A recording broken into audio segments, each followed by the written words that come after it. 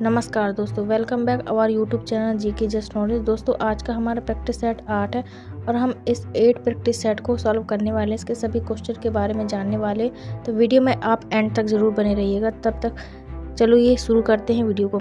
यहाँ पर पहला क्वेश्चन दिया हुआ है, सार्क की स्थापना कब हुई थी? 1985, 1986, 1987, 1988।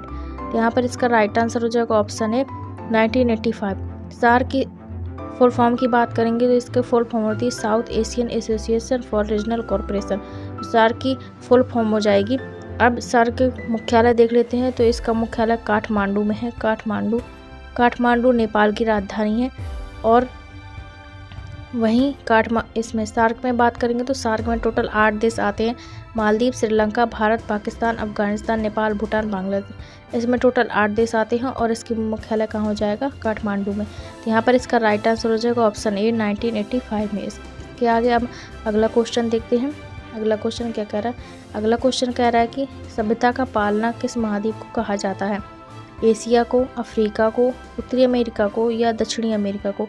यहाँ पर इसका राइट आंसर हो जाएगा ऑप्शन ए, एशिया महाद्वीप को सभ्यता का पालना कहा जाता है, क्योंकि यहाँ पर मिस्र की सभ्यता और मेसोपोटामिया की सभ्यता हुई थी। तो यहाँ पर राइट आंसर हो जाएगा ऑप्शन ए।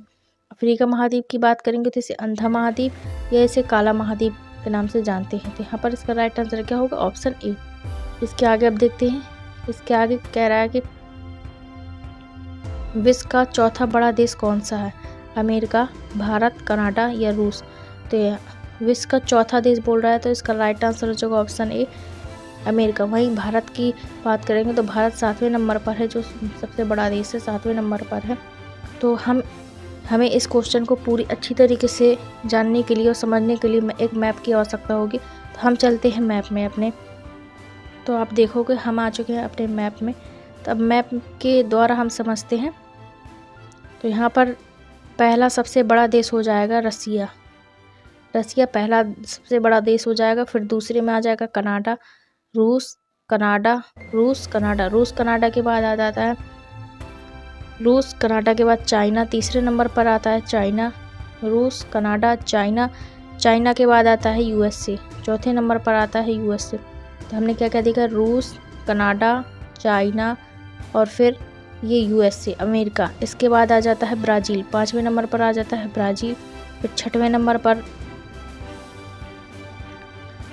पर आ जाता है ऑस्ट्रेलिया। 6वें नंबर पर आ जाएगा। और 7 नंबर पर आएगा हमारा भारत। और 8वें नंबर पर आ जाएगा अर्जेंटीना, 8वें नंबर पर। तो एक बार इन्हें याद कर लेते हैं, ताकि फिर से यदि कोई क्वेश्चन पूछेगा कि 7वें नंबर पर कौन सा सबसे बड़ा देश है, तो हम बता सकेंगे कि भारत है। तो हमें इन्हें अच्छे से याद करके ही चलना है। तो पहले में कौन आ जाएगा? रसिया। आप मैप से याद रखो, आपके दिमाग में मैप फीड होना चाहिए। यहाँ से आप देखेंगे तो रसिया की इमेज दिखाई देगी। तो रसिया के बाद क्या आ जाएगा? कनाडा। जस्ट उसके सामने आ जाएगा कनाडा। फिर रसिया के नीचे देखेंगे तो चाइना आ जाएगा। फिर चाइना के जस्ट सामने आ जाएगा यूएसए। और यूएसए के नीचे आप देखेंगे तो ब्राज़ील आता है। और ब्राज़ील के बाद ऑस्ट्रेलिया के बाद भारत के बाद अर्जेंटीना।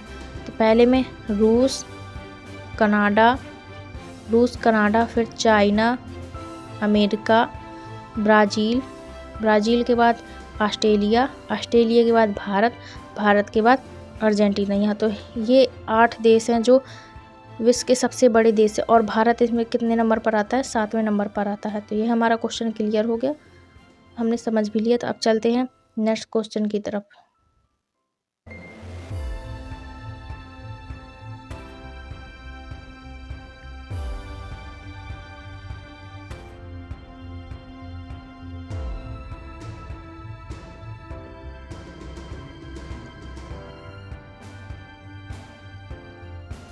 तो यहाँ पर इसका राइट आंसर हो जाएगा ऑप्शन ए।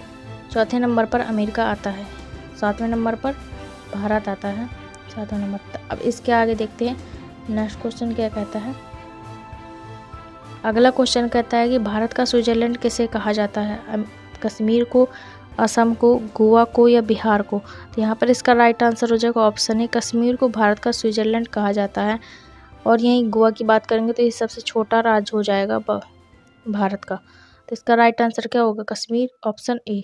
इसके आगे देखते हैं इसके आगे नेक्स्ट क्वेश्चन कह रहा है कि नवाबों का शहर किसे कहते हैं, पटना को, लखनऊ को, मुंबई को या सूरत को। यहाँ पर इसका राइट आंसर हो जाएगा ऑप्शन बी, लखनऊ को। वहीं मुंबई की बात करेंगे तो यहाँ पर सबसे बड़ा बंदरगाह है, प्राकृतिक बंदरगाह है, सबसे बड़ा बंदरगाह है मुंबई में। और सूरत को बात करेंगे तो डायमंड सिटी के नाम से जानते हैं, डायमंड सिटी के नाम से सूरत को जानते हैं। पटना से पाटलिपुत्र, और मुंबई से बंदरगाह है प्राकृतिक, और सूरत से डायमंड सिटी। इसके आगे अब अगला क्वेश्चन देखते हैं। अगला क्वेश्चन कह रहा है कि भारत में क्षेत्रफल का सबसे बड़ा जिला कौन सा है। क्षेत्रफल की दृष्टि से सबसे बड़ा जिला है तो चंपारण, कच्छ, हमीरपुर या अन्य। यहाँ पर इसका राइट आंसर हो जाएगा ऑप्शन बी, कच्छ। आप देखोगे तो इस तरीके से जो भारत का मैप है, तो भारत का मैप यहाँ पर जो एरिया दिखता है ये कच्छ का रण कहलाता है। ये एरिया कच्छ का रण है, और यहाँ से आप देखेंगे तो ये यहाँ पर इसका इतना एरिया है, ये कच्छ का एरिया कहलाता है, और यहीं पर है कच्छ जिला। तो आप देखेंगे कि यहाँ से मुड़ा हुआ है और यहाँ से वी आकार बनाता है, तो ये सबसे बड़ी सीमा हो जाती है और सबसे बड़ा जिला हो जाता है जिसकी सीमा सबसे ज़्यादा है। यहाँ पर इसका राइट आंसर हो जाएगा ऑप्शन बी, कच्छ। इसके आगे देखते हैं। इसके आगे क्या कह रहा है। इसके आगे कह रहा है कि भारत का सबसे बड़ा चिड़ियाघर कहाँ स्थित है, कोलकाता, कानपुर, पटना, हैदराबाद। तो यहाँ पर इसका राइट आंसर हो जाएगा option A, Kolkata. Geologic park है, यहाँ पर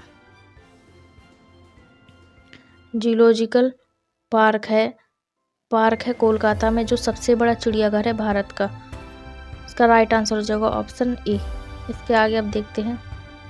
इसके आगे अगला क्वेश्चन कह रहा है कि हाल ही में क्राकाटोआ ज्वालामुखी कहाँ फटा है, तंजानिया में, इंडोनेशिया में, जापान में या नारकोंडम में।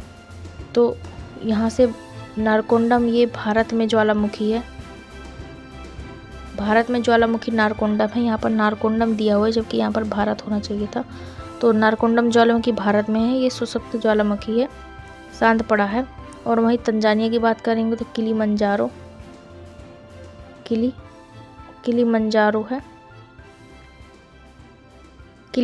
है, तो तंजानिया में ज्वालामुखी। इंडोनेशिया में 3 ज्वालामुखी हैं। इंडोनेशिया में कितने हैं, 3 ज्वालामुखी। एसएससी से याद रखे कि सिनाका, सोमेरु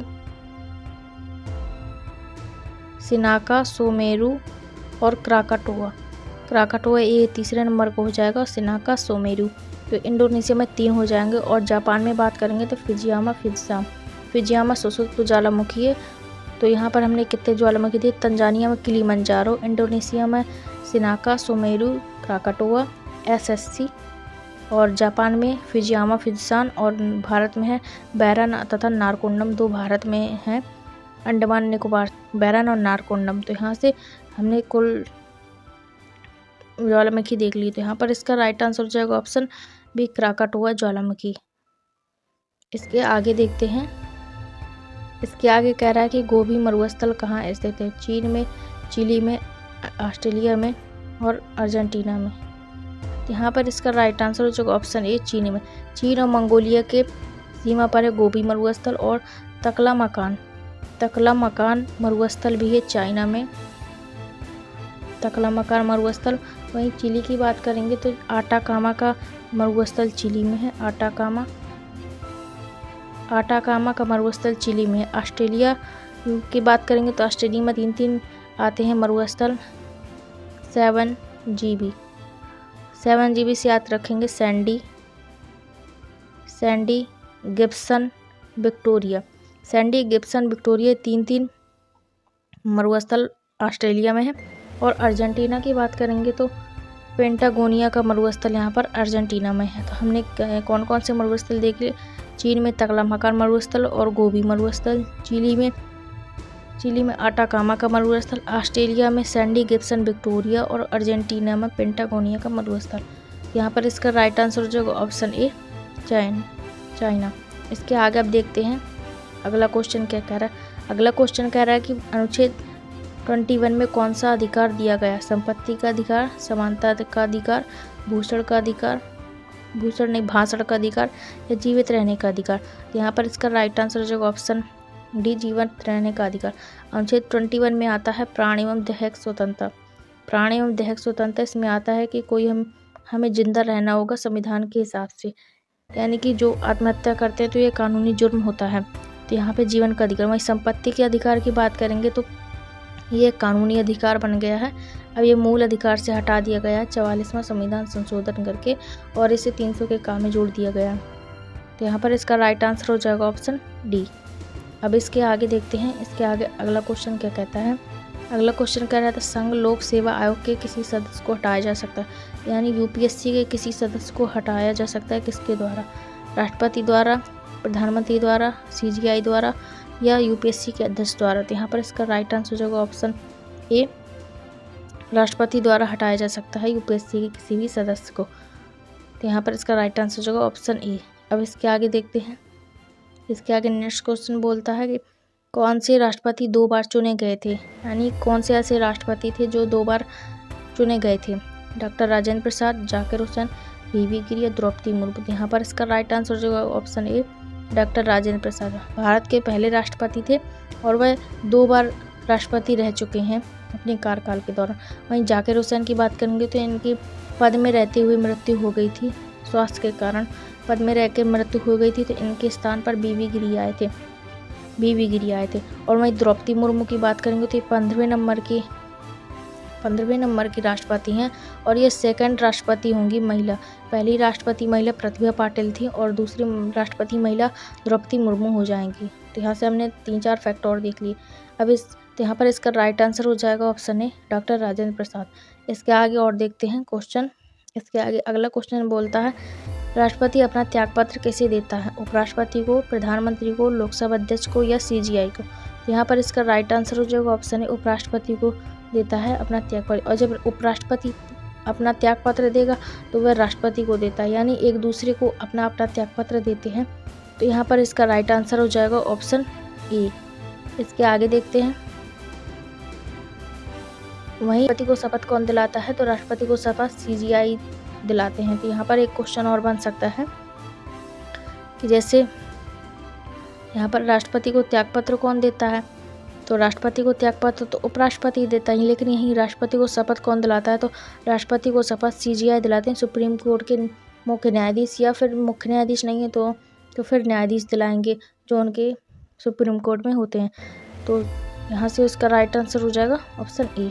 अब देखते हैं अगला क्वेश्चन कह रहा है कि चांदी का सिक्का किस वंश ने चलवाया था? गुप्त काल में, सातवाहन में, मौर्य में, यूनानी में? तो यहाँ पर इसका राइट आंसर जो ऑप्शन है, गुप्त काल में चला था चांदी का सिक्का और सातवाहन में चला था सीसा का सिक्का।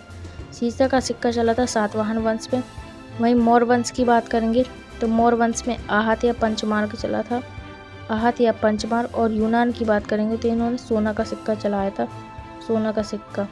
तो यहाँ पर इसका राइट आंसर हो जाएगा ऑप्शन है गुप्त काल। के आगे देखते हैं, इसके आगे नृत्य से क्वेश्चन आया है। कुचिपुड़ी कहाँ का नृत्य? केरल, आंध्र प्रदेश, तमिलनाडु, कर्नाटक? यहाँ पर इसका राइट आंसर हो जाएगा ऑप्शन ए, आंध्र प्रदेश का। वहीं केरल की बात करेंगे, केरल में हो जाएगा कथकली। वहीं आंध्र प्रदेश में कुचिपुड़ी, तमिलनाडु में होता है भरतनाट्यम। ये क्वेश्चन बार बार रिपीट हो रहे हैं तो इसलिए आपको याद करके चलना है। पिछले वीडियो में भी हम ये पढ़ चुके हैं, बार बार रिपीट होते हैं, इससे हमारे क्वेश्चन और मजबूत हो जाते हैं और हम नए फैक्ट भी कवर कर लेते हैं। वहीं कर्नाटक की बात करेंगे तो यक्षगान होता है। तो यहाँ पर इसका राइट आंसर हो जाएगा ऑप्शन बी।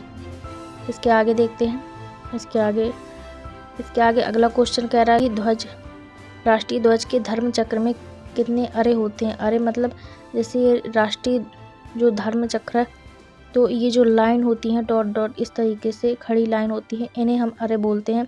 तो ये अरे कितने होते हैं? तो ये अरे 24 होते हैं। तो यहाँ पर इसका राइट आंसर हो जाएगा ऑप्शन सी।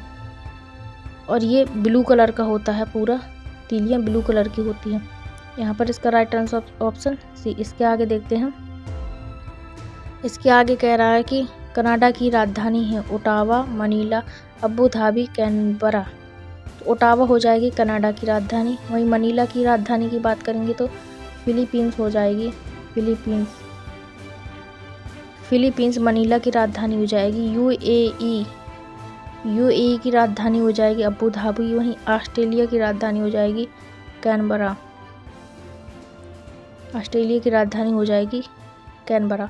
और पिछले वीडियो में भी हमने कई राजधानियाँ पढ़ी थी, बस ये नई राजधानी और है, तो इन्हें भी आपको याद करते हुए चलना है। अब इसके आगे देखते हैं नेक्स्ट क्वेश्चन। यहाँ पर इसका राइट आंसर जो ऑप्शन ए। इसके आगे अगला क्वेश्चन है। अगला क्वेश्चन कह रहा है कि नहरों का देश किसे कहते हैं? पाकिस्तान, भारत, म्यांमार, नेपाल। तो यहाँ पर इसका राइट आंसर जो ऑप्शन ए, पाकिस्तान को कहते हैं नहरों का देश। इसका राइट आंसर जो होगा ऑप्शन ए। इसके आगे देखते हैं। इसके आगे अगला क्वेश्चन है इंडोनेशिया के साथ कौन सी सैन्य अभ्यास होती है? इंडोनेशिया के साथ सूर्य किरण, समुद्र शक्ति, सिलिनेक्स, इम्बैक्स। तो सूर्य किरण होती है नेपाल के साथ। नेपाल के साथ सूर्य किरण होती है, समुद्र शक्ति होती है इंडोनेशिया के साथ, और सिलिनेक्स होती है श्रीलंका के साथ, भारत और श्रीलंका के साथ, और इम्बैक्स होती है म्यांमार के साथ, भारत और म्यांमार। जैसे हम लोग प्रैक्टिस सेट करते हैं परीक्षा के पहले, इसी प्रकार सैन्य अभ्यास में युद्ध के पहले ये प्रैक्टिस की जाती है। तो आपस में देश मिलकर भारत के साथ प्रैक्टिस करते हैं, तो वही जो अभ्यास है वही पूछते हैं कि सूर्य किरण युद्ध अभ्यास किस के साथ हुई थी, किस देश के साथ। तो यहाँ पर इसका राइट आंसर जो ऑप्शन नेपाल। तो इंडोनेशिया के साथ कौन सी अभ्यास हुई थी? तो समुद्र शक्ति। तो यहाँ पर इसका राइट आंसर जो ऑप्शन बी। इसके आगे देखते हैं अगला क्वेश्चन है। अगला क्वेश्चन कह रहा है कि शिक्षक दिवस कब मनाया जाता है? 5 सितंबर, 31 अक्टूबर, 23 मार्च, 7 अप्रैल। तो यहाँ पर इसका राइट आंसर जो ऑप्शन है 5 सितंबर। वहीं 31 अक्टूबर की बात करेंगे तो एकता दिवस मनाया जाता है 31 अक्टूबर को। और 23 मार्च की बात करेंगे तो शहीद दिवस मनाया जाता है 23 मार्च को। और 7 अप्रैल की बात करेंगे तो विश्व स्वास्थ्य दिवस मनाया जाता है 7 अप्रैल को। और वहीं बात करेंगे 1 दिसंबर की बात करेंगे तो एड्स दिवस मनाया जाता है, एड्स दिवस। 4 दिसंबर की बात करेंगे तो नौसेना दिवस मनाया जाता है। तो ये थे हमारे कुछ इम्पॉर्टेंट क्वेश्चन जो बहुत ही ज़्यादा इम्पॉर्टेंट है और किसी न किसी एग्ज़ाम में पूछे गए हैं। तो आप लोगों को वीडियो पसंद आया तो लाइक शेयर सब्सक्राइब जरूर करिएगा। तब तक के लिए मिलते हैं कल की नेक्स्ट वीडियो में। तब तक के लिए धन्यवाद। Thank you so much. जय हिंद।